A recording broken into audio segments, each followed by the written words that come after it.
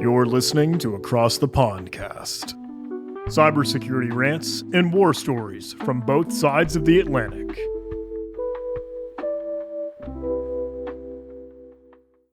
Hello and welcome to Across the Pondcast, a show where we talk and occasionally rant about cybersecurity topics with perspectives from both sides of the Atlantic. I'm Tiberius. I'm joined, as always, by my lovely co-host, Mr. Andy Swift, and today we're joined by HackKorman, CTO at Pistachio, and the man who has made it his mission to review all the cybersecurity podcasts. Zach, welcome to the one that you initially rated a B+, then upgraded to an A-. Yep, thanks for having me. I'm glad this is what I'm known for now. The podcast review guy. I totally wanted that to be my legacy.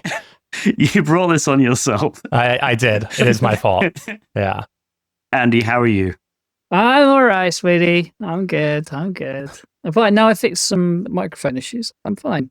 Yes, we had a little bit of an adventure before starting this An adventure, podcast. you could say that. Yeah, it's involved many restarts of Windows, many updates, and some kind of weird static noise in my room that none of us can work out what it is, which is exciting.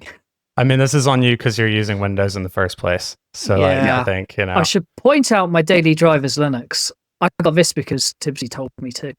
So that means you're also using Windows. Both of you. I unfortunately am using Windows. Yikes. Yeah. Is that going to be the first topic we talk about? No. It's okay. It's what our salespeople use as well. So yeah, it's like you guys are the same category then. Yeah. Thanks. I pride myself on being part of a sales team. Well, before we start, this show is made possible thanks to our sponsors. If you want to sponsor an episode, please send an email to sponsors@acrossthepondcast.net for more details. All right. HackKorman, or HackKorman, as I have come to refer to you both privately and in public now. Yeah. So, I mean, I guess we have to talk about the podcast reviews. Because this initially came about, I think, and correct me if I'm misremembering, you wanted to listen to a cybersecurity podcast that had conversations. That was the key thing, right? Yeah. So I just posted that and I went to sleep because this is one of the, I guess, Sandy, as you probably know as well, sometimes like you'll post something and if you're in like European time zones, you wake up and you're like, now I have 1,000 replies. And you're like, because it's like the Americans picked up on it. Right. So that's all that happened. Yeah. I get this whenever he does something. So whenever Tipsy posts something up or he like tags me in something, I wake up to like 30 bloody notifications, like scrolling through my page. And it's, you go to sleep thinking it's all good, it's all quiet, middle of the night in our time zone, and the rest of the world's awake. It's great. Yep. I really enjoy it. So so I just posted that basically. Asked for it actually came about because I had been on a number of podcasts and I always found that they were a bit weird. I'd been on like this, I was on, and I'm sorry to the people who might watch this who have me on their podcast, but I was on like Microsoft's threat intelligence podcast and like it was nice, it was pleasant, all that. But I'm just getting peppered with like questions. And then they asked me about like phishing simulations. And I'm like, I don't care about phishing simulations. And like, okay, I don't really want to talk about it, but I can't just say no. So I have to just divert and it's constant answering questions like an interview. And I'm like, what if we had a cybersecurity podcast that wasn't an interview? That'd be really cool. And so I was hoping there would be one. And unfortunately for me, there are about 90 that I have been sent. And I then joked I would review them. And I actually didn't mean it when I said it. And then everyone was like, do it. And I was like, oh, well, now I'm, of course, a slave to my audience. So I did it. And so I'm still working through them like every day, every night, just like playing them, listening to them, having a terrible time. And that's how it's been going for me. So I'm currently about halfway through one that's almost certainly going to get an F. So goodness, the third F. So why? Oh, it's horrible. Well, like, okay, like can I like step back a bit and talk about like some of the, because okay, so like I don't know how many podcasts do you guys like listen to on top of the ones you do? Do you listen to a lot of these? I listen to a few. Okay. Mostly Darknet Diaries. Okay. Yeah. So this is the one that of course got recommended so much that I've left it quite towards the end because I'm like, it's probably going to be good, right? So I'll probably listen to it, like have like a cleanse. I might do it after this one. If you listen to like the rank and file podcasts, you find a few weird outliers. So there are a few that have been like, there's one where I had to message the guy and be like, hey, what's going on? Because you have 3 followers, you've had 1 review, and it sounds like it was produced by the New York Times, and it is amazing. So I was like, dude, what is going on? Okay. And I had to be like, because I thought like I'm getting scammed. Like I genuinely was like, this maybe is content taken from somewhere else. He's just replaying on his own. And I had to talk to him to get him to convince me like, oh, this is him doing it. And it did. It was really good. So you find ones like that, and that's amazing. But like, well, hang on, what is that one? Because now I think it's more called, people need to know. I think it's called Don't Get Got. And it's not a conversational one at all. It is a storytelling one. And the guy just tells this story that he's researched, of course, just off of stories online. But he tells it in this very like, the audio's good, the storytelling's good, it's well produced, and it's just like very compelling stories about, and one of these cases was about how these people get like the scam callers that you have. A lot of them are like human trafficked in like Myanmar and get like picked. They're not just, you know, it's like, this is about this Chinese guy who got brought into Myanmar and then the conflict between Thailand and Myanmar. And I'm like, yeah. And it was just like this whole story about that. And it was amazing. I even like played it for my fiance. I was like, listen to this and tell me if I'm wrong. Cause this feels like it could have been like This American Life or something. And yeah, she agreed with me. So yeah, that's awesome. That's an outlier. But what happens is, you find that, especially, and if you've seen, I've posted about this lately, like the defensive security podcasts, like broadly speaking, if they're talking about defensive security, it's going to suck. Okay. It's going to suck because they're going to say the same shit. I don't know if I'm allowed to like say bad words on this podcast or not. Of course. But, okay, absolutely. cool. So we have no rules. Of course. What am I talking about? You guys had Daniel Card on, so of course you're allowed to. So he wouldn't stop swearing. Right. Exactly. So yeah, it's just on these podcasts, though, it's the same shit. They'll go like, you know, and I think people need to like, the big thing is to get the basics right. And I swear if I hear that one more time, like as I posted the other day, like the next person to say get the basics right gets an F. Okay. Because I don't need another podcast telling you get the basics right. Yes, we all know, turn on MFA, right? Mandatory MFA, like all of this. Okay, good. Go for it. Don't talk about it on podcasts. I don't need that. Saying, and the big trap also they fall into is my selection criteria is sort of, first, if the host told me an episode to listen to, I do that one. Otherwise, I look for an AI episode because I hate myself and I want to listen to the most painfully terrible, right? And then I listen to the AI episode and very, very few have pulled it off. I haven't actually listened to y'all's. I think y'all have 2 on it. Haven't done it yet. We have a few. Yeah, but the AI episodes are always trash, largely because there isn't a large number of people who do an AI episode without having used the AI products they're talking about or having any real experience whatsoever with the thing they're doing. And I'm just sitting there going, yeah, this is garbage. Please stop talking. And they all say the same things like, you can't really trust it. I'm like, yeah, cool. That's the insight you could have given me about ChatGPT in 2023. We don't need to keep doing this. So that's been horrible. Yeah. Yeah, we did. I think the first 2 AI episodes we did were basically just, it's us talking about how we use AI generally in relation to cybersecurity. So it's definitely, our podcast has always been me and Andy having a chat because we've known each other 15 years, I want to say now. And so, we have that good rapport and we can talk about stuff for like an hour, usually with hardly any show notes we've discovered, which is quite good. But then we started having guests on because, we started running out of stories that we think we could actually stretch for like an hour. So we had guests. We had Brendan Dolan-Gavitt, who works for Expo. That's an AI episode because Expo is the AI-powered pen tester. So he had a mixture of his own war stories, but also war stories that the AI had found. It was like, it was weird, but fun. But yeah, like AI is interesting.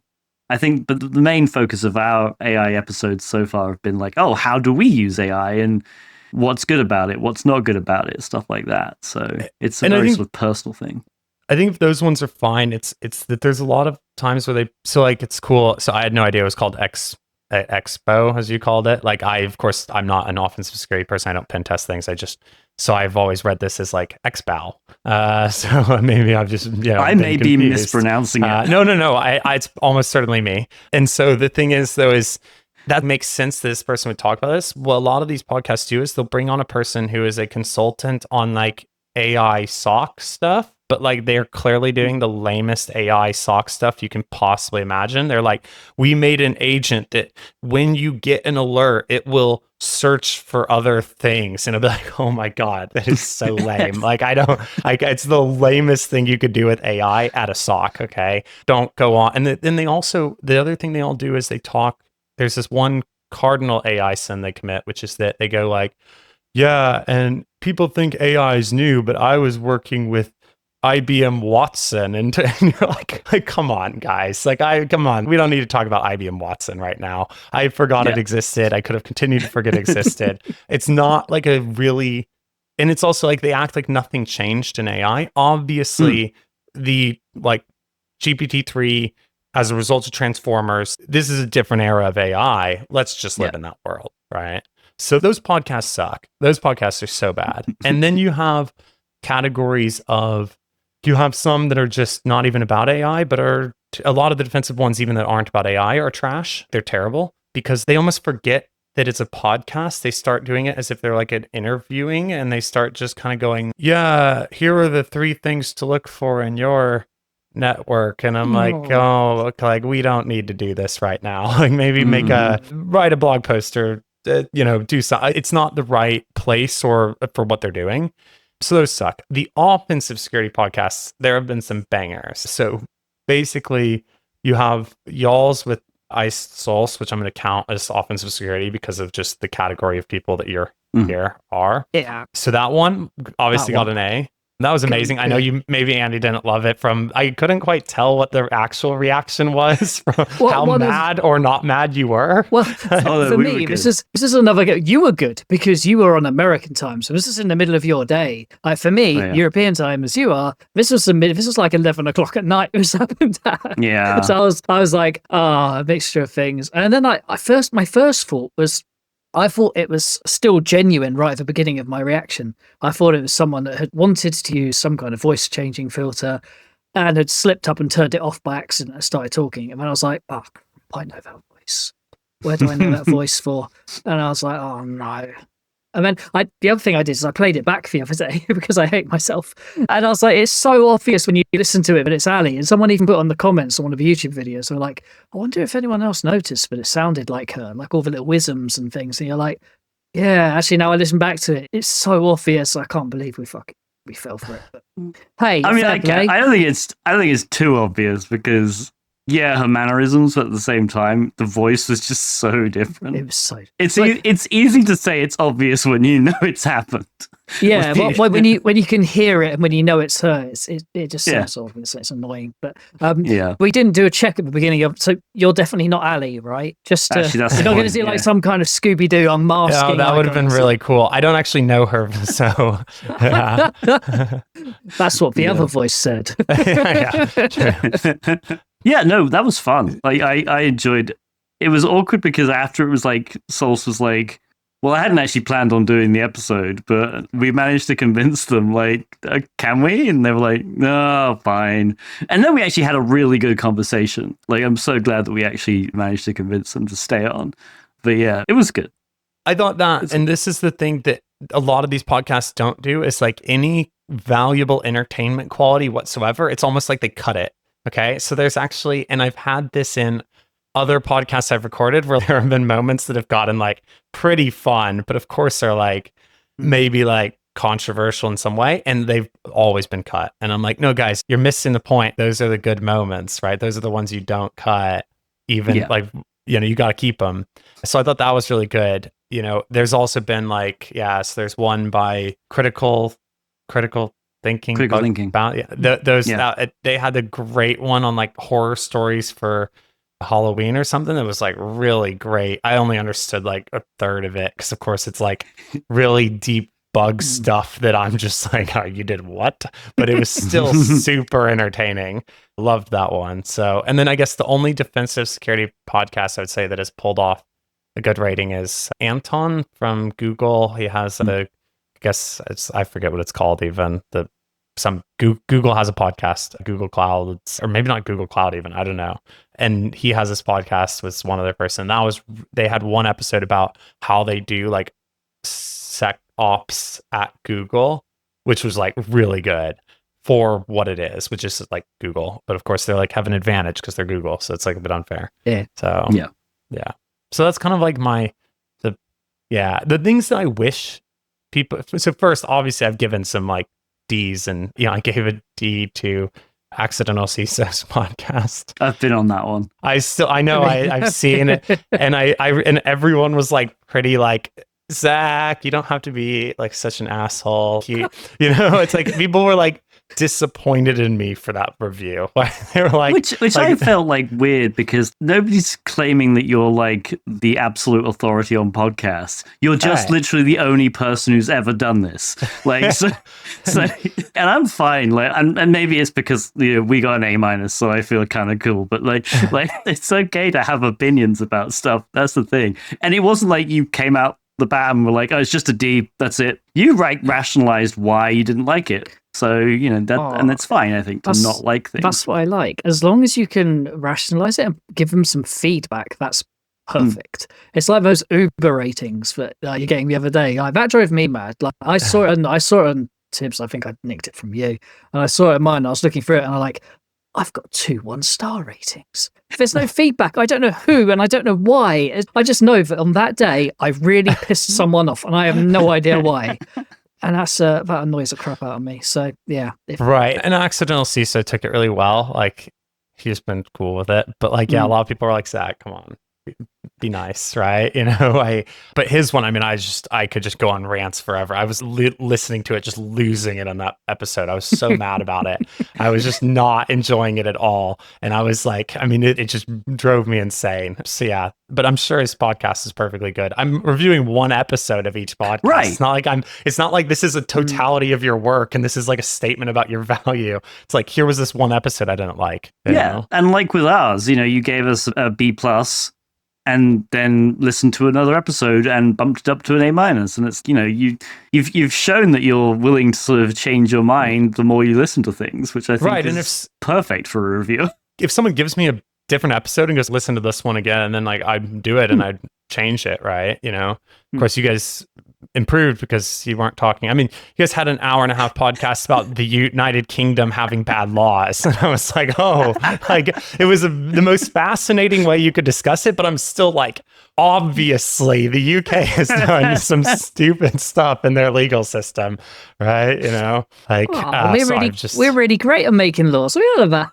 So I have a law. I don't know if you guys noticed. I have a law degree from the UK. I did know that. Oxford, right? Yeah. I'm sorry. My master's was Oxford and my undergrad was Edinburgh. So I have 2 law degrees from the UK, actually. And yeah, so I have these like really deeply held opinions about which areas of law you do well and which areas you do poorly. Today, I actually had to make a pull request because so basically there's this like EU data regulation. They're calling it the Data Act because I guess, I don't know why, but that basically changes so that SaaS providers basically have to have 2 months. You can't have the maximum notice period for canceling a SaaS contract. Even a B2B SaaS contract is 2 months now.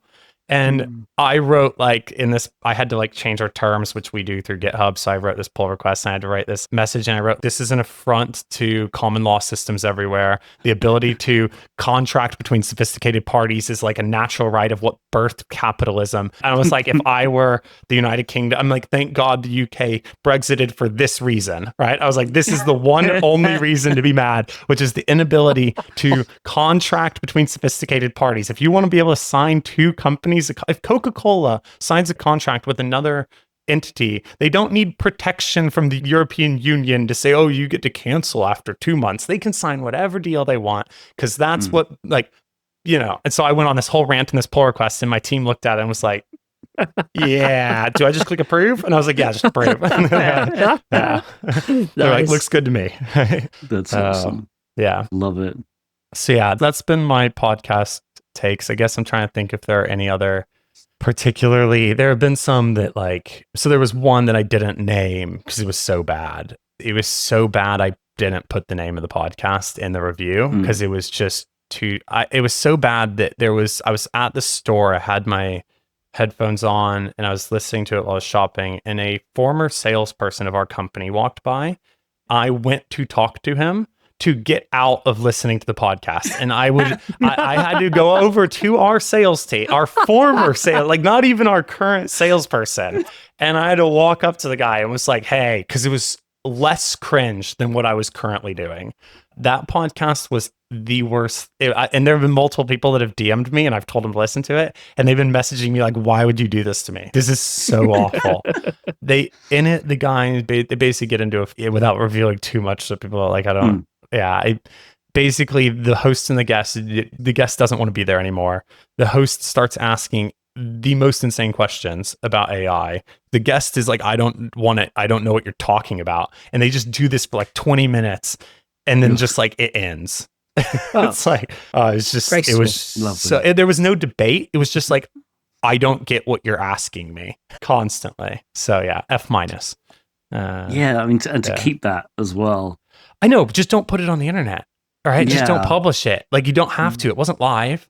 And also, I will say the guy also, he's told me to listen to the podcast by pretending it wasn't his own podcast, which like plenty of people said like, hey, this is my podcast. Go check it out. I'm like, cool. This guy was like, you should listen to one of the ones like this, for example, and then gave me his own podcast. I only found that out when I went to write about his podcast and I saw that it was him. And I was like, what is going on? And then I just felt too weird. And I was like, I'll just not say it. But, yeah. And it's not like you haven't named F-rated podcast, because the other F-rated one was Security Now. Yes, that was also tragic. That was one of the worst. And I had a person on my tech team like get annoyed with me for that one. He's like, well, did you listen to the wrong? And I was like, dude, stop listening to that podcast, bro. I was like, when I had a terrible time on that one. Yeah. So I used to listen to Security Now, and I've DM'd you and we've chatted about it, but like, I feel like Security Now is like one of those, the first security podcast you'll come across, because, you know, if you Google security podcasts, it's probably one of the top 5 links. And it's, I mean, and this is probably aging me, but when I was going through college, Security Now and Leo Laporte, I think his name's Leo Laporte or Laporte, I forget. Something like that. They're sort of, I forget what their actual studio is. Now it's going to annoy me, but he has like Twit, that was it. Twit. Yeah. Yeah. That's like a well-known, it was, I guess, a well-known tech podcast, YouTube sort of thing when I was going through college. Can you explain that? What I never understood what it was. How was that separate from the podcast? Because I kind of understood it was like a... So Leo Laporte is just a tech podcaster who has a number of tech podcasts and content creation, YouTube videos, stuff like that. I think he's a journalist and got into podcasting, but he doesn't just do Security Now. Security Now was his attempt to basically do a podcast about security while realizing he doesn't know anything about security, so he needs somebody who does. Unfortunately, he chose Steve Gibson as his co-host. And oh man, yeah, when you're growing up and listening, and like Steve Gibson is one of those people who it's like he knows enough about security to sound convincing about security, but the stuff he does know about security is so outdated that it's no point in listening to it anymore. And he's just had some incredibly bad takes. I think I linked to a website that when you have so many bad takes that people start making websites dedicated to correcting you, like you know, you probably should just stop. It's probably time to stop. So that was the first podcast I ever listened to, I think, and it was at early days of university. And I think I got used to it as like my comfy space for like 10 episodes because it was quite comforting. There were some interesting takes and there were some totally wrong takes. I think that just seems to have continued throughout the whole thing. And then there was his what was his software called? It was called Spinrite or something. Spinrite. And that got like shoehorned into every episode, and it's like, now we'll just take a break to talk about my product here. Yeah. If you've got a broken hard drive. And that's also a thing. A lot of these, of course, one thing that gets podcasts knocked down a lot is when they start like selling their product. I'm like, I don't want to talk about pistachio, for example. I don't care. That's just not fun. I noticed that with this one, but of course it was also like 3 hours long. So I think it came up 4 times, and there was like 6 ad segments in this thing. And I was just like, okay, that's already painful. And the guy was wrong about everything he said. Yeah. So unfortunately, that really was what knocked it to the F. I was, it was pretty clear when he did, of course, I picked the AI episode, which you can imagine like the gap between, because one of the guys on my team explained to me that, well, if you listen to him talk about some of the really like fundamental parts of like how a computer networking works, for example, maybe he knows something. I forget which part he knew. He was like, he has some interesting things about some of this. And I was like, okay, I don't care. I'm never going to listen to that. But everybody knows how computers work these days. Well, actually, the exception probably being me, because of course I have a law degree. So like I went from law to programming, and then occasionally I'm just like, I have no idea how. Yeah, my team occasionally comes across things with like, how does the CTO of our company not know this? So like, listen, guys, I can write a ton of really good code, but no idea how computer works. So I'm probably the exception, which is probably why he wanted me to listen to it. But yeah, when he said he was talking about ChatGPT Atlas, the AI browser. And I have spent a non-trivial amount of time basically playing around to try to see what I can get it to do security-wise. And I will say it's completely useless. I've not found any like actual use case for it. Like I've struggled to use it in any coherent way. And there are some really clever tricks you can pull to like trick it to leak data. Like I made custom fonts, for example, that were like, it looked like it said home, but the font actually renders to email, or other way around. So like you can, but actually like prompt injecting Atlas is a little hard. Like they've done some clever things there. And he just acted as if there was no protection whatsoever because he's never used it at all. And he does a 30-minute segment on a browser he's never used. And I'm just like, please, like this is awful. So yeah, don't do that. And that's actually what's happening in the current one that's also going to get an F. Just like some dudes are talking also about AI products they've never used, and I'm like, stop. Yeah. So, yeah. So those are we don't. I said earlier we don't have rules on this podcast. I think there's like an unwritten rule which we want people to talk about themselves and what they do. We don't want people to talk about the product that they're making. Even the Expo episode, we didn't have Expo on, right? We had a guy who works at Expo, and he told us some of his war stories, but also, hey, there's some interesting things that an AI found. It was definitely not an ad for Expo. Like, we didn't mention their actual product at all, basically. So, yeah, but that's kind of, we don't want the podcast to get to that point. We want stories. We want stories, we want rants. We want, me and just Swift rambling for an hour on a topic because, we have nothing better to do. Yeah, so... Also true. No, but I, of course, and I think that's one thing that's missing. If I could, like, encourage so what I think, and I posted this the other day where I said something like, cybersecurity defense is not boring, but rather cybersecurity defenders are boring people. And I got you annoyed a lot of people with that one. I think the only day I've ever lost followers more than I gained was yesterday. Okay, on that one. I think I genuinely lost like 10 or 15 people, okay? And like, grow up, okay? Because I obviously class as a cybersecurity like defender. And so far, like if I'm anything, I'd be on the defense side, right? Our product does defense. It doesn't do offense stuff. So come on. So I was like, calm down. But what I really wanted to kind of say there was like, in addition to all the things about like, yeah, you guys are just saying the most boring shit alive, is like, there are really interesting product story cases out there. And also some really interesting like war stories of defense that's happened. I get some of that's locked down behind like NDAs and stuff, but not all of it. Like, come on. And no one wants to talk about those things because they just want to keep being like, I think the key is to make sure your firewall's configured right. And I'm like, oh, cool. Thanks. So yeah, Well, if it's any consolation, your tweet has caused a bunch of people in my DM, because I retweeted it and basically was like, hey, if there are any cool cyber defenders with cool cyber defending stories, get in contact. I have got a few DMs I need to respond to, so hopefully we'll hear some. And that's what I wanted, right? I wanted people to go like, no. And what's funny is like Daniel Card was like, said to me, he's like, you're going to really annoy people with this. And I was like, no one's really gotten that mad yet. That happened later. But he was like, well, he goes, they might not have replied. I go, if they're so boring, they won't even reply to me, then they're really proving my point, right? I'm really right then, because these guys then are saying like, I'm not boring, but I would never argue with you on the internet. And I'm like, okay.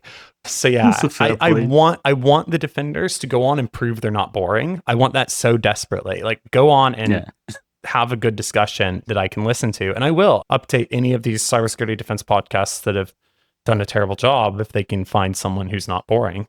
And this is actually the last thing I would say on podcasts, or at least, I mean, we can talk about it forever if you want, but one thing I definitely want to say is like, there are sometimes these feuds that happen on Twitter. Obviously, you guys had like FFmpeg versus, the world, whatever happened there. But like, sometimes it will be, so for example, the other day it was, I don't even know how to say his name, the like Rect or something, or like, and then him and this person named Erica, who's more on like the Microsoft 365 side of stuff, who's pretty good at some of that. And she basically told him to like go to hell. And like, it got like really heated between them. And I was like, guys, what I need you to do right now is go live on air, right? Instead of like this stupid little, right? I'm like, that would be a banger of a show, is just put them on, because there's like a substantive point. It's not just like, I think you're dumb, and let them fight about it. That'd be great. But no one does that. No one, I don't think I've heard a podcast yet where people have like, where they've brought two people in who disagree. And I wish someone should, like, someone needs to do it. Oh, are you making notes? Because I think we should do that. Let's get Daniel back, and maybe someone that like really likes hating on public Wi-Fi. I don't know. He'd love that. I mean, you could honestly do the whole thing with just Daniel, because he's probably made enough enemies. It's like just Daniel versus is like an entire series, that you could have, right? Season 3. Cyber fights. Yeah, and I think honestly, please do this, because this is one of the things that's like, we're too shy from this. I'm like, if you're willing to type it on Twitter, like, come on, let's do this live. Like, let's. Hello. If you disagree with Zach, come on across the podcast. Absolutely. Yeah. Well, my real hope was like, yeah, it's nice you guys invited me on the podcast. You know what I really wanted? I wanted one of those ones that I give like an F to be like, come on and I'll fight you on it. I'm like, yeah, let's do it. Right? I'll tell you why your podcast sucked. Right? Yeah. I get so many ideas about it. So I'm going to start writing these down. So everyone you give an F with, from now on, we're just going to invite on the show to come and face off with you. You're going to have the, Security Now people on. Yeah, let's see if we get Steve Gibson on there. Yeah. I've literally called him a charlatan publicly. But that's brilliant. That's the best entertainment of all. Yeah. I think we should do that. I'm down. I like that idea. I think that would be... So the one big issue, and I think we're going to talk about this tomorrow, because we're recording an episode tomorrow as well on sort of reviewing this year, because this year was our first year of doing this podcast, and we've learned a bunch. And one of the things we recommended, actually, this was narrator from Critical Thinking. He gave us a bunch of advice at the start, and one of the things he advised was like always have like a backlog. And we release an episode every 2 weeks, but we have like 4 recorded at any one time. So like our lead time is like 2 months. So, and that, we've adjusted the schedule, like the FFmpeg episode, because it was so like in the moment, and it was like a week after it happened. We were like, well, we might as well edit that and bump it up.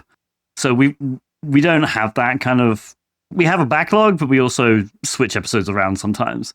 But that's definitely a thing, because editing, I hate to say it does take a while, and it's just me doing the editing right now. So. And it's done almost entirely by volunteers as well. Yes, the editing is entirely by volunteers. Please sponsor our podcast. I enjoy doing it. I enjoy the editing. I really do. I enjoy doing the podcast. But yeah, that one of the things is it's hard doing an episode on something that's currently relevant, like always, because then you sort of always have that, I've got to edit this one now. Instead of having that So you have a backlog of edited episodes that you're planning on releasing. Now you got to do another one, and you may record the episode a few days in some cases before your next episode is due, and you're like, crap, can I actually do it? Can I edit this in 2 days? But then for the feuds, just do them as like Twitter live streams. Just like don't even like just go, right? Make it like kind of the back. Yeah, you have every 2-week cadence for your podcast, and then you just go like, well, you two need to go on a channel right now, and we're doing spaces on it, right? You could pull something off, like where there's like a second element. I'm going to go on X after this podcast recording ends and just register cyber fights if it's not even available. Right. Yeah, please do. That'd be amazing. It's what I'm like dying for. Whenever I see two people arguing on X, I'll be like, all right, you two, come on, let's start a space. Let's make some content. Yeah. The cyber fights. I like the sheer ballsiness of telling them they're going live on something. Yeah. Hey, you got no option. You're going to publicly fight. We're taking you into cyber fights. Yeah, exactly. You can have it out.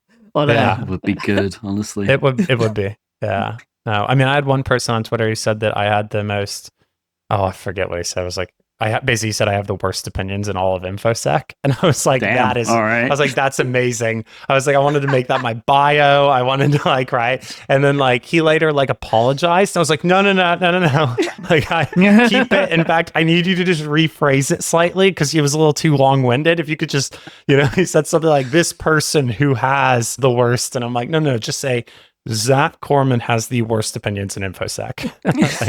Yeah.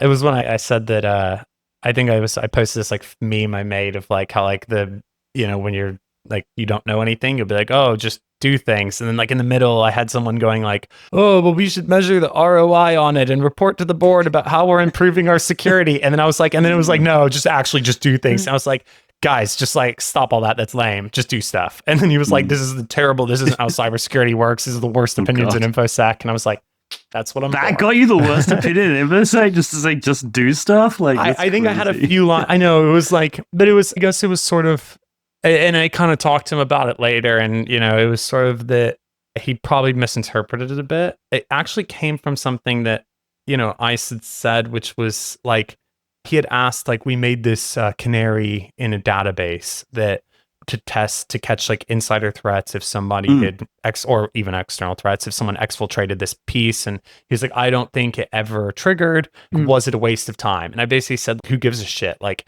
you made a thing, probably didn't take long, probably doesn't take long to maintain. And this is the nature of cybersecurity, is that you're going to build a lot of catch tools that like probably won't apply. I mean, we're dealing with really low probability events, right?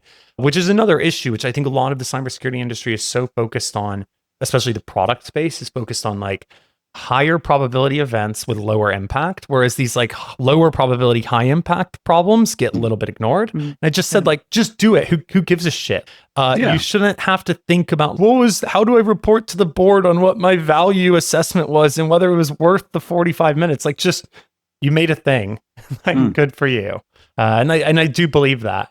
Yeah, I remember reading that tweet about, and I at the time thought that was a really interesting idea, and it makes sense. Yeah, of course, you just have dummy data in your database that if you ever see moving, well, that's not bound to any customer. It should never be moving.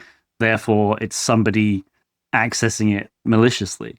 It makes perfect sense. Like, it honestly doesn't matter if it never triggers. And that's my point. It's good that it never triggers, right? Because that means you haven't had a breach of that particular database. So, but it's a good idea, at least. I like that one. But there's definitely CISOs out there who will go like, I need everything to be like quantifiable. So they're really looking a little bit, it's almost, I think to some extent, so there's this, I forget which boxer said it, but it was like, he wants 1 out of every 10 punches he throws to even surprise himself. Right. So he wants to be so unpredictable that and I'm like, if you've made your defense platform such that everything is so ROI calculated, then an attacker is going to know, well, they'd never put a canary in a database because that is like just clearly not worth the time. Right. You want to do something like kind of weird sometimes and have like this dumb tripwire that like obviously would almost never apply, because then like as an attacker, you're going to go like, you weren't expecting it. Right. You want to be a little bit, you can't be that. I think it's like a CISO who's that formulaic is just like a really boring person who probably got their job by saying things like, I understand business value, as opposed to like being good at doing cybersecurity. So Probably listen to the Security Now podcast if you yes, right. Yeah, find it very insightful. Yeah. I like that being unpredictable. That's a super cool point. You're looking for that thing that nobody else is kind of expecting. I was talking to some people in a SOC the other day, and it was about NPM packages, and they were trying to write detections for it. It's just another fun topic. And their whole ethos was, right, in our defensive world, what we'll do is we'll write rules to detect just NPM, like malicious NPM packages. And that's our mitigation strategy. And there's a CISO sitting there going, yeah, good.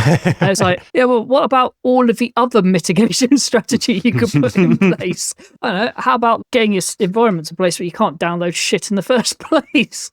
Yeah. Actually mitigating the problem rather than pointing a finger at it once it's happened and it's exploded. That's not possible. Exactly. And I think, but of course, by doing it the way where you point the finger at it and you say, that's the thing we're going to fix next, you can then report to the board and say, look, we fixed this thing that was right. Everyone's like fixing Log4j. And I'm like, I get all these questions like, how are we exposed to Log4j? I'm like, we run only Go apps written in the last 3 years. Like, what are you talking about? You know what I mean? It's like, but if I just sent the board, not that our board asks, but if they did a thing saying like, we mitigated Log4j, they'd go like, good job. I'd be like, right?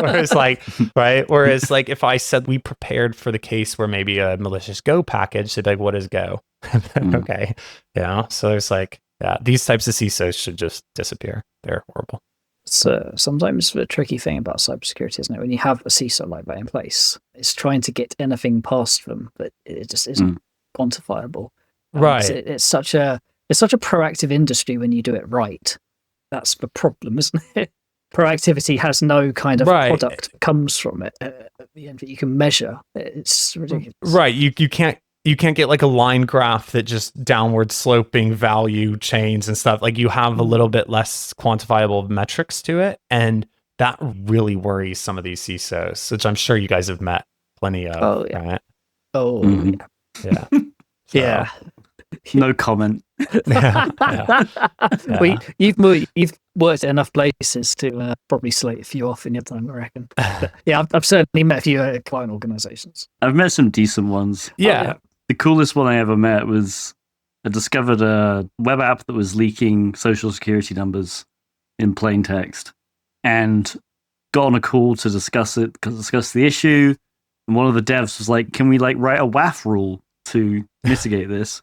And before I could even open my mouth and say no, the CISO of the very same company was like, no, you can't do that. We need to fix this. It was great. I was like, yes, a CISO who understands this. I'm almost impressed that the developer even knew enough to know that there is this layer that can solve your problems if you don't, I'm like, well, he's clearly done this before, right? Because at some point before he didn't want to fix his code. Yeah. And I learned about this thing called a WAF where you can just put a rule, right? Good for, but that's horrible. Yeah, I was very proud of that CISO for basically just calling out their own devs like, no, we actually need to do something here. You can't just rely on the WAF for everything. Yeah. That's such a good attitude. It's a shame there's not more of it about. I had 2 different scopes through the other day, 2 different pieces of work to scope up. And one of them I ranted to Tibbs about on WhatsApp for like 30 minutes because that's where I go when things piss me off. And I just sent him messages about stupid shit. And so because Andy is not on Signal. Can we discuss that after this? The fact that you're not on Signal? No, let's not discuss that. He'll give it an F. For God's sake. I just assume everyone else is going to review this podcast. Everyone who I've given bad is going to come in. Yeah, you should do. Yeah, maybe the guys that you gave an F to will come back and will come. Yeah, yeah, I hope so. Yeah, there's 2 scopes. And one was a really proactive CISO who just wanted everything done. And his questioning was like, yeah, well, and you've done it already. I don't want to be involved in the scope. You scope it for me. You tell me what you want to do to this app and its surrounding environment. And I'll sign off whatever the hell you want because I know it's going to be good. And that takes a nice bit of trust in there. And then the other day, the one I ranted about, we had a scope through again from a CISO who needed a pen test of an application, but they wanted, and this is going to annoy Tibbs, an OWASP-aligned pen test of their web application, but they didn't want us to do any injection-based attacks, and they wanted 100 configuration reviews of devices, which is a lot to begin with, but were firewalls, all of them. They didn't want us to review any of the firewall rules. What did it? Okay. And you sort of step back from a scope like that and you go, well, actually testing. Oh, yeah, the internal testing was the other part of it. They wanted internal testing, but it was non-evasive. And it's like you end up getting to the end of a scope and going, what actually do you want us to do? Because I don't think you want a pen test. It feels to me like you just want us to turn up with Nessus and just scan some stuff and run some configs through them and tell you a load of false positives about what might be wrong. It was my joke to yesterday was that, you said maybe we could change the way we do pen test payments to be per bug discovered. And I said, but what if I just want no bugs so I get that report that says I'm good? And I was like, it sounds a bit like that. Like, okay, I know. How about you test all of these things, but none of the things where you could find anything, and then you get a report and you're done. That's, of course, pointless, but... Oh, absolutely. Well, from our point of view, pointless. Yeah, from security professionals' point of view, totally pointless. From their point of view, they're probably doing it to get something signed off. So therefore, oh yeah, and I've definitely been there. We have a pen test coming up with Spencer, who I've told should be on your podcast, and with his firm, and he will be. And that's great. He's a fun guy, and even though he does Microsoft stuff, so just don't let him talk about that because that's horrible. But his firm is doing this pen test, and I remember I was telling him about how so now I went to a legit firm to get a real pen test last time, which was we weren't ISO 27001 audited certified yet, and I needed to be. So I just went and got the worst pen testing firm you can possibly imagine, and I just was and they were they basically, the scope was they were just what do you want me to do? I was like, whatever, give me this report. And then I got a report back 2 days later, and it was you're good. For all I know, they didn't do anything. And I was like, great, thank you. You can buy pen tests on Fiverr. It's great. Effectively, I did. Okay, for all intents and purposes, I did. Except I basically did better. I picked a person who knew a person, so that I could just social pressure them into giving me what I wanted. And so I did. I've done all the horrible things, but then now because of course there is this weird thing where you're trying to get this compliance report for sales, and they're we need a pen tested. I'm like, a pen test is going to cost a lot more money than most startups have at that early stage. Now, of course, it's not even a lot at all. Pen tests are actually not. I thought they were more expensive than they are. They're not, not terrible. So, now my whole team is just spending all their time just trying to make sure that they all think you can lose a pen test. So they're right? Yeah. And I've kind of convinced them you can. So I've kind of told them guys, I don't want to get owned. I'm here to win. And they're okay, cool, we'll win. So my team's just going through and putting every security measure possible in place just to, win our pen test, which is fine. I mean, that's a good outcome, right? But yeah, that works. Yeah. It's an element of game. I like that gamification of the whole thing because it gets people excited about it. You give people a massive spreadsheet of stuff to fix, and it's a massive turn-off. Of course. As soon as you turn it into a game against red and blue team, I think you get the best results as well. Yeah. Because once you get to the end of that stack of, we've implemented all of the security we can in this, and we think it's brilliant, and we're going to win. And you do your pen test, and yes, you do win. You then get the question of, well, what else can we look at? Can we move on to other things? Can we go deeper? Can we go further? Can we go into another environment that's adjacent to it? And you can start building out more worthwhile tests from there instead of focusing on the one environment. I love that gamification, and it sort of promotes that we're not just going to get a pen test and we're not just going to come back every year, do the same thing, get that tick in the box, and then do nothing else about it. Yeah, just promote an unhealthy culture where your security people hate your developers and vice versa, and they'll the developers will do everything they can to. That's hey, but it's going great. I mean, I was going to do a thread about it, about all of the just changes we've made that are things that I mean, it's not actually yes, I fixed one serious vulnerability I found along the way, which was great, actually real oh shit, in theory, in if you'd have to know, I bet even if I gave if I just set loose it would have been really hard to find, but if they found it, there was some bad stuff that could happen. And so it's been good fixing those things. So I was going to post about it and all the things we've done, but it all just comes because we don't want to lose a pen test. So good fun. It's a healthy environment. Yeah. Play the game. It is. Yeah. Well, maybe we can end the episode by going over a couple of your recent tweets about cybersecurity conventions. Oh yeah. Because that's what I had as the other thing we were going to discuss. Like we didn't have a plan for this podcast because we wanted it to be like a natural conversation, or as natural as we can, which I think we've had.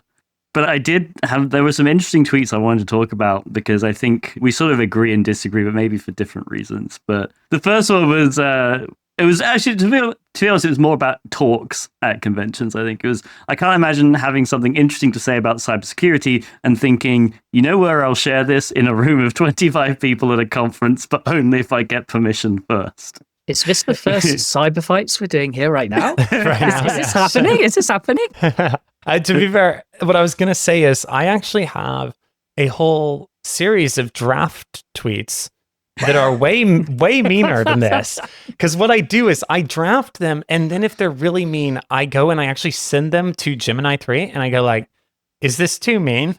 and I try to get the AI to talk me out of talk me off that edge of like, how bad can I be? Right. So I have barely scratched the surface in my opinion on these conferences. So damn. All right. Yeah. What is your take? Right. Like, what do you, I get where you're coming from with like, okay, yeah, like why would you wait for a con to approve you to give this talk about something cool you've done? And especially if it's going to be like to 25 people at that conference, and it's not recorded or anything. At the same time, I think obviously, even though I don't think actually most people go to cons for the talks, but if there aren't talks at cons, I feel like people will be like, well, okay, what's there to do at the con? Even if most people show up and don't go to the talks, it's one of those weird things where can you actually have a convention without talks? It kind of just feels weird. But it's fine for there to be talks. I don't mind. I just think like I would never. So if someone wants me to show up and talk about a thing that but like when people are like, I find it hilarious. You guys have, and I say you guys, I have this like, my team always says like I have this like nervous tick where anytime I disagree with cybersecurity people, I just go like, y'all are the cybersecurity people. I'm a developer. Okay. Right? Like, I'm not, so I always just like distance myself here and go like, you cybersecurity people, or cybersecurity nerds, as we typically call them. So say, okay, the cybersecurity nerds will like, there's this thing called B-sides conferences, which as I understand it come about as a result of not having enough like spaces at talks for everyone who wanted to talk. So then you made these second talks. And so you have this like backup conference basically. And I'm like, whoa, guys, I don't know if you know this, but there's a thing called the internet and you can just post it like your content. You're actually talking about the internet at these conferences and you're still not posting your content there.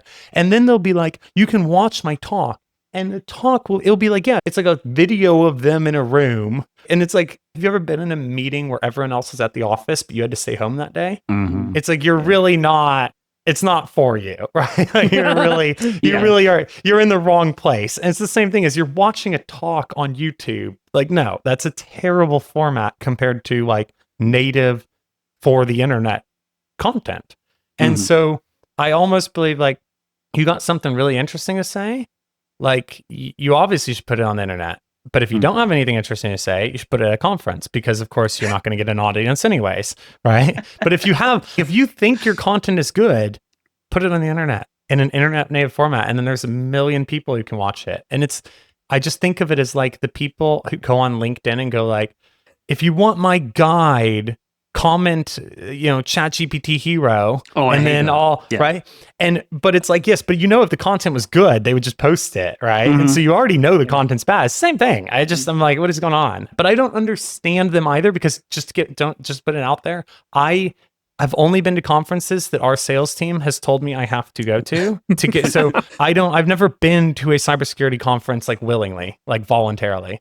So. Gotcha. Yeah. So I don't understand it, which I kind of have to ask. Yeah. This is why I said like I agree and disagree. Like, and I'm totally with you on I hate it, and it's not just LinkedIn. I've seen it on Instagram. I've seen it on X. The whole like comment this and I'll send you a link to like a talk or I'll send you a link to my article. And it's like I get it's clearly engagement, right? Because the more people who comment that, the more the post gets seen. They're not doing it because they're like, oh, I only want to send it to people who are interested. They're doing it because they want their post to blow up. But like if it was good content, the post would blow up anyway. Yeah. So like they should just post the content. And that's why I never do that, even if it's a friend. And I've seen several people who I know do that stuff, and I just refuse to comment. If one of my friends posted that, I would trash them in the comments so hard. I would just dude, this is cringe. Yeah, I'd be like, what are you doing? Yeah. Yeah. There is something to say, like some people will save their research for cons and not publish it ahead of time for clout. Absolutely. There's definitely, and especially the bigger cons. If you have a DEF CON talk, like if you're saving a talk for DEF CON, that's something that literally will go on your resume. Like, I gave a talk at DEF CON. Because the thing about DEF CON is it's the like, sorry, it's the biggest cybersecurity convention in the world. Yeah, cool. And they have a finite number of talk slots, right? And they get a ton of people submitting. So getting a talk approved is a pretty rare occurrence. Yeah, but it's like, it means like 6 people probably liked your talk, right? Some 6 people I don't know, right? Some 6 random committee of cybersecurity people I can't verify even if I think they're smart was like, this is great content. Whereas if like the content was on YouTube and if someone sent me a resume and said, I have a YouTube video that has 100,000 views on this topic, or I have a talk where I was a keynote speaker at DEF CON, I would be like, obviously the person with those views on YouTube is like I would just be like, that is wildly better. I'm like, that just stands out to me so much more. Especially as last year they had a talk that was approved that people later discovered was entirely generated by AI and was just a bunch of lies. Right. Well, exactly. And I think this is my experience with it also is there was this one about security awareness, which I've posted about, where if you read the paper, it doesn't even say what like the topic was about and what anyone took from the talk. And so I'm just like, but it was kind of weird. I was like, like, I'm impressive. Like, I don't get it. Like, it wasn't, whereas if you put that on the internet, I think it would be a little more open and then people would go like, oh, that was shit.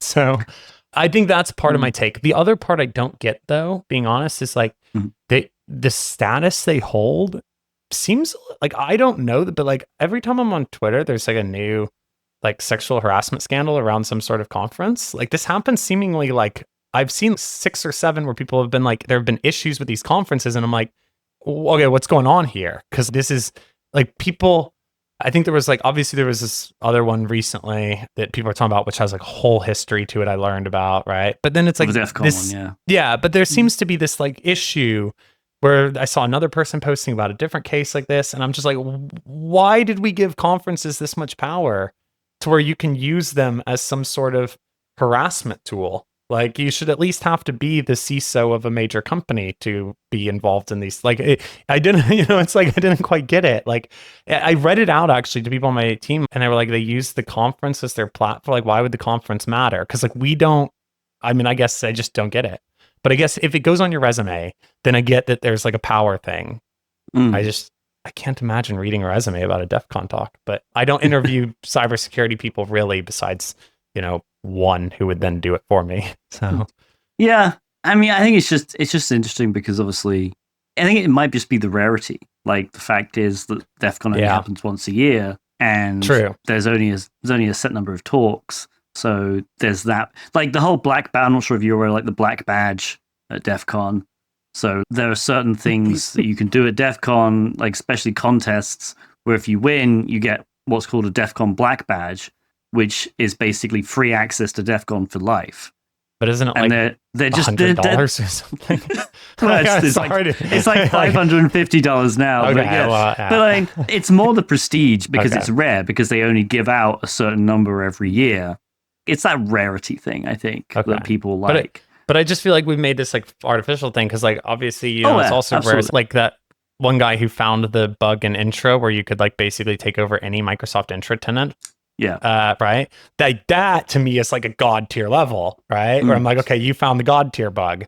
Whereas like you did the black badge at the Scooby-Doo convention thing that I don't know about, or I'm like, okay, did you hack Intro? No. Okay, well then I don't like. It's harder. Maybe it's just because obviously, I'm sure this does hold a lot of status in like pure cyber groups, right? Which I am not a part of. Obviously, like my team is primarily tech and product people building for cybersecurity.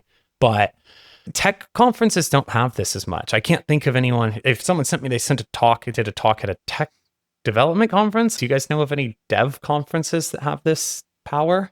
And so why is cyber different is my kind of interesting question. And I assumed it was because there was a time when some of the cybersecurity content, and it's still true, is maybe a bit more sensitive. Like maybe you can't post it on the internet, right? Like I get that might have an element to it, but I don't know, because then you told me that you thought the conferences were a newer thing, whereas I was assuming they were an older thing. So I think there's way more. That was another thing I was going to bring up, was the other tweet, which was, I get conferences were huge for cyber people in the 2000s, but it just does nothing for someone like me.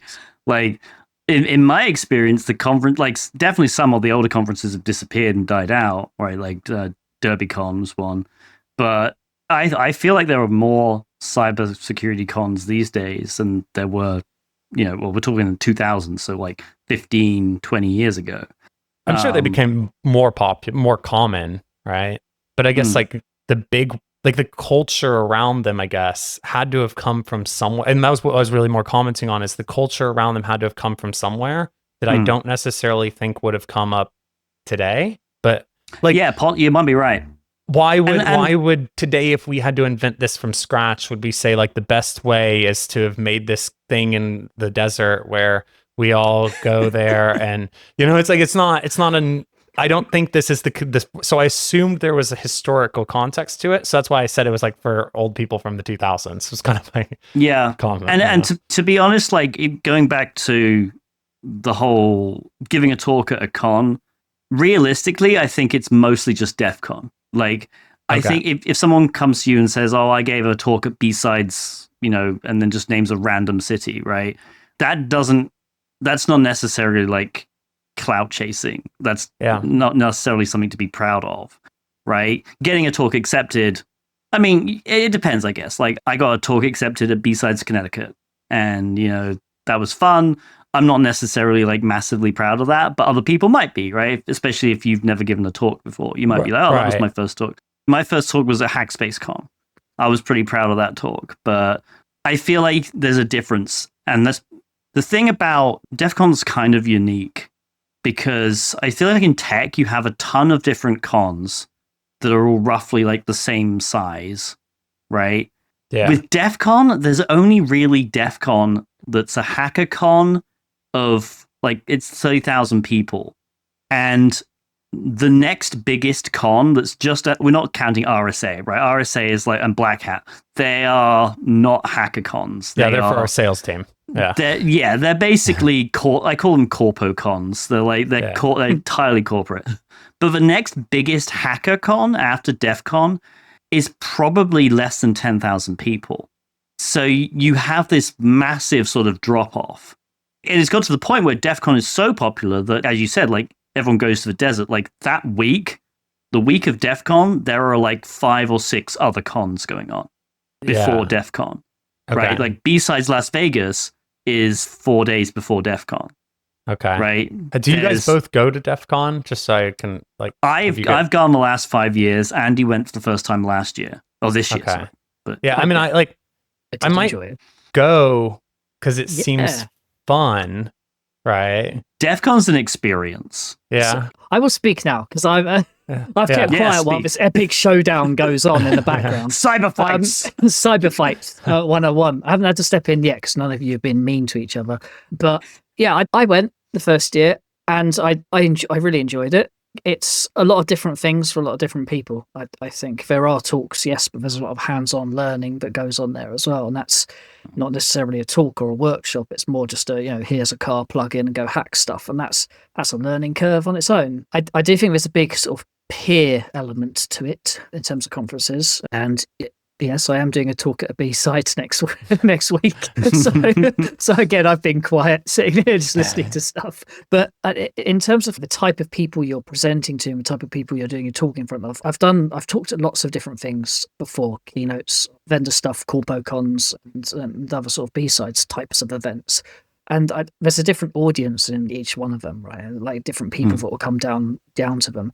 But I don't think there's too many things on that sort of DEF CON platform where you have literally a room full of your peers and superiors in the industry sitting there who will just critique and pull your shit apart as soon as you finish talking. That's kind of next level to me. And I think that's the appeal to talking at it, is you're not talking to people that are consuming a product. You're not talking to people that are not too aware of a particular topic, and you're just doing the generic sorts of security talks around something.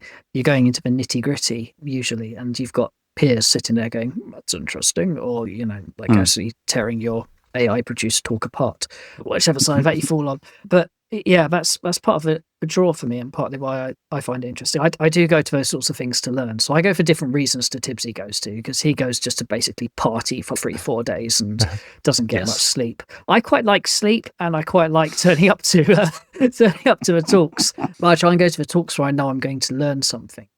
I think that's the way I try and present when I go to some of these things. Is I don't want to just go with my new shiny thing and just leave it, as he says that. The research I'll be talking about B-sides next week, I've already put it out there and not really made a big deal about it, and it's there. It's not massively interesting, but if people want to look at it and see it, fantastic, great, go have a look. I'm not going to make a song and dance about it. But what I want to do with my talk is talk people through in those kinds of arenas who are just getting into the industry, or just getting into that kind of, it's all about reverse engineering firmware. So there's people who are just on that journey and want to know a bit about how I did X, Y, and Z. I might talk to fill in those gaps for them and show them how I went about solving this particular problem, rather than just presenting my thing for kudos and claps. I think that's a little bit wrong and a bit disingenuous. No, but I think it's the fact that you put it out already. You say it's public already. I can already go look at this research somewhere. Oh yeah, but if you're going to give it an F, then no, I'm not. I wouldn't understand it to begin with. Like, I don't know this stuff. But that's I think a very different thing than the people who are like I said, like holding so they can do the talk, and then they like link you to their talk, and I'm like, just can you give me it in a format that isn't trash? And like, apparently the answer is no. So one thing I will mention just sprung to me was, so some, because I've submitted talks to a bunch of cons, and some won't do this, but some will. There'll be like a checkbox of whether you've presented this talk before, or whether you presented this research before. And I think the cons, that's done because they obviously would prefer to have unique new content, but also they can use that as marketing, or because ultimately if you're a person who's going to give this talk for the first time ever, you're probably going to tweet about it. You're probably going to mention it and say, hey, you should come to this con because I'm talking about this. I'm presenting this for the first time. So where I agree with you is after, and this is what I do personally, is when I've given a talk at a con and I think the talk is so old that there's no point submitting it again, I'll usually record a YouTube video of me giving the talk, but like with good audio and the slides. And I'll put it on my YouTube channel, and I'll retire the talk, and I won't submit it to any other cons, which I think more people should do, because ultimately in this day and age, it's super easy to just grab a laptop, record yourself talking, and just screen share the damn thing and then put it on YouTube. I agree with you there. Like, yeah, people should, as soon as you've given a talk, even if you want to give a talk at a con, and that be the first time you publish it, that's fine. I don't really have anything against that. But after you do that, you should definitely, publish it in a format, whether it's a blog, whether it's a video, whatever, so that people who weren't at the con can actually read it properly. Exactly, if it's that type of content, because otherwise I look at it and go like, okay, cool, thing I don't do that you, right? And then like, it's the same as I have this really mean tweet that's in my draft, so I'll never put out there, about how like these people say like they're a founder of this village at DEF CON, or so the founder of security village at and I'm like, that to me reads as like the fastest runner in your local running club. I'm just like, I don't get it. It's like, I'm just like, you're just like, it doesn't carry any weight with a certain audience, like myself or even other, like I can't be alone in that group. Like, even though I might be like, I wouldn't say I'm security adjacent though. Like, I am very much, obviously I'm building pure security tools. I'm not like a fringe of it. And so I think there's this like sort of this play that happens in cybersecurity that doesn't like, that I don't feel I'm receiving like the message that they think is coming from it. So if you could go like, here's a talk and here's the blog post after, like, even if it's a blog post, it doesn't have to be a talk. That's great. Cause then I'll read your blog post. right? So in defense of the founders of Villages, because I'm friends with a bunch of them. I'm sure you are. Yeah. So the thing about Villages at DEF CON, Villages are kind of a unique concept, I think, at DEF CON anyway, but it's actually quite a lot of work that goes I've learned into that. Yeah, that goes into putting these villages on, and DEF CON's got increasingly picky over the last few years about what kind of villages get like spaces. And so I totally get that would be if I ran a village, and I would never run a village because it's too much work for me. But if I ran a village at DEF CON and I was approved every year, then I absolutely would brag about it. And I mean, I run contests at DEF CON, and I have that on my Twitter bio. And you do brag about that. That's enough for me. And I do brag about that because I'm incredibly proud of the fact that I get to run contests at DEF CON. That's fine. I think you can brag about it, but just accept that there's going to be a category of people who also laugh about it. Right? So like it's like, they'll be like, it's the same. What the heck does that even mean? I know. Well, that's the point. As I'm like, the village at DEF CON, like, okay. But I did learn that this is a ton of work because I was reading about one of these abuse scandals that happened in this industry. And of course, they were talking about all the meetings they had and how much. And I was like, what? They had to do weekly meetings to prepare. So it's like a huge amount of effort. And this is how I learned about it by reading, a court case on it. Yeah. So, yeah. But I'm being like kind of like just irreverent to it. I get it's a lot of work and they should be proud of it and all that. They should just also accept that I can be like, okay, cool. Like I don't go to your conference, so like it's not. It's hard for me to take it seriously. I think that's for me. That's the draw to things like DEF CON. It's very much peers. It's very much people that are inside that little bubble. But it's being aware that our little bubble is our little bubble. And there's a whole other world outside of it. Like I was talking to my physio the other day. It was my physio about my talk at B-sides. That's. But like, of course, he can give a crap about my talk at B-sides. So yeah, I stay very purposely. I don't go into like detail and talk about stuff like that because I know shit out of people. But he just asked what I was doing like on the next weekend. And I was trying to like equate it to like his industry, and I went down this whole ridiculous patter of talk about, I don't know, so like people that come to DEF CON, they're like other fellow hackers and stuff. You must have that in your industry. Do you have PhysioCon where you all come and discuss like massage techniques and the finest type of lube to use on the client's back? He just looked at me. He was like, "No, we don't do that." Like, okay, so I think it's a thing that's reasonably unique. To the hacking culture and our kind of industry, I suppose. But I mean, even I have like some of our customers. I don't talk to them because I don't like customers, but like I talk to one. I have one customer I will speak to because they're cool. Specifically because one of the security people is in Dallas, and that's where I'm from. So, but the CISO there, it's like about a 5,000 person company, and that CISO definitely does not go to DEF CON. I don't think he's ever been. I don't think anyone on his team has ever been. Okay. And so even within like cybersecurity, and they're a 5,000 person multinational organization, it's not huge, but it's not tiny. He's not going to care about your DEF CON either. Like I guarantee, I might ask him after this. I might send him this talk. DEF CON's a HackerCon. That's the thing though. It's one of the OG hack. Like there's still that, I know people will argue with me in the comments and be like, it's not a HackerCon anymore. It's like, it's half corpo. And it's like, well, I don't know. But that's the thing. Like, there are definitely a split between cybersecurity conventions, conferences, and hacking conventions and conferences. And I always draw a line. And to be fair, this might be part of my thing, which is that I'm not a hacker. Like, I don't, I accidentally found one vulnerability and I was just mad because my code didn't work because of it. Right. I was like, okay. You should submit a DEF CON talk. Right. I was like annoyed. And so it's like, so maybe this is part of my misunderstanding from it, but they bleed together, right? Like even if it's a hacker thing, I mean, people are talking about things that definitely relate to stuff I do. And I'm still like, just put it on the internet. There's definitely a counterculture. There's always been a counterculture sort of movement in hacking, and hacker cons generally they're more counterculture than cybersecurity conventions, in my opinion. And DEF CON it has kept that a little bit, but at the same time, you have the guy who founded it doing.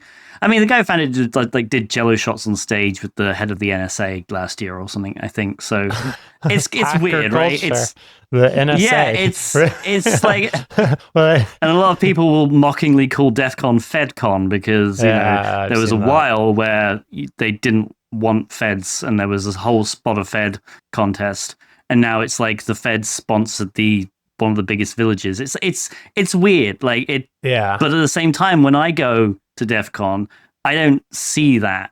It's not noticeable unless you're actually on the lookout for it. It still feels very fun and hackery and that kind of thing. Yeah, and then you just ask people what job they have, and they're like a director of cybersecurity at Amazon. And sorry, but like that's the big thing. Hacking, because if you think about it, DEF CON is 30. DEF CON's like 34 years old now. Yeah. And back then it was literally just hackers, and there were no jobs. And now all the hackers have jobs, and very high jobs. Exactly. Yeah. Extremely corporate high paid jobs. Yeah. So it's weird though, because you still meet people who are like, oh yeah, I'm a CISO, but then you see them like drinking at the bar, like wearing like half a furry outfit, and it's like, yeah, I guess. I mean, it's weird. It's not really easy to describe the vibe at DEF CON other than kind of just chaotic. Yeah, I might go next year and just to see it, and then people will learn I don't know about computers. So no, it's fine. You're good.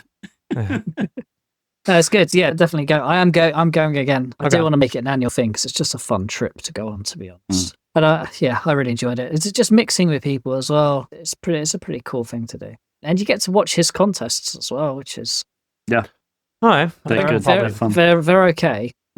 You can review my contests. Hey, I'll just fly to America, drop my newborn child off at my parents' house, and then go to Vegas to see some giveaways and give them grades.